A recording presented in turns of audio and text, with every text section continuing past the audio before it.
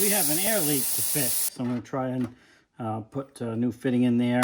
This is the original. We're going to get this tape cut off and we'll just kind of show you what we're dealing with. I tried some of that, I don't know what it's called, but that super seal tape as seen on TV. And it works for some stuff, but it did not work for this. But you can see my hose is in rough shape there.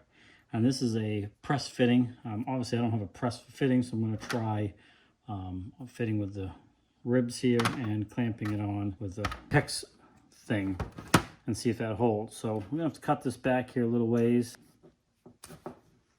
Okay, so we got that cut off. Originally I had showed you the wrong size here. I needed the bigger one for this particular pipe hose. These are 1/2 inch hex clamps. Not what they're designed for, but we're gonna go ahead and, oh, these ones are even better. So these ones are a little bit tighter fit.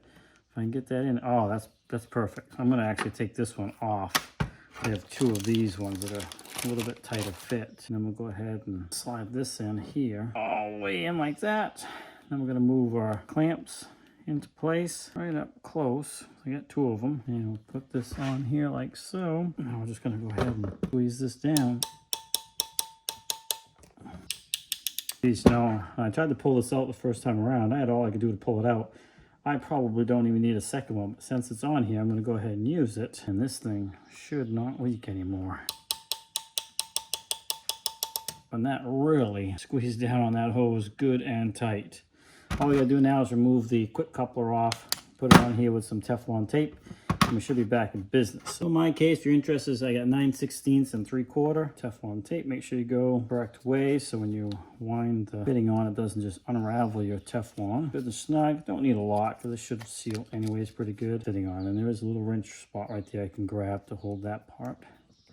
Don't know if it's this size. Yes, it is, because we know this is 3/4. Crank this around a few times. That's probably tight enough right there. Okay, now we're gonna go ahead and turn the air on. Hopefully you'll be able to hear it come on, so you know I'm actually turning it on, because this is not charged right now. And hopefully you can't hear it coming out of here. So let's go ahead and do that. So hopefully you heard this charge with air, and you can hear, or you cannot hear, any air come out of here. So awesome. Quick, easy fix. Save yourself some money. And I think the PEX thing is going to work out fine. And like I said, even before I put those on, I had all I could do to pull that fitting back out when I first put it in. So we should be good to go. Hey, thanks for swinging by Shane's Main Shop. Please like, subscribe, comment, come back often for more videos. Have a great day, and we'll see you in the next one. I probably will wrap a little bit of tape around this just so these aren't so sharp, catching on stuff. It might help. That's it.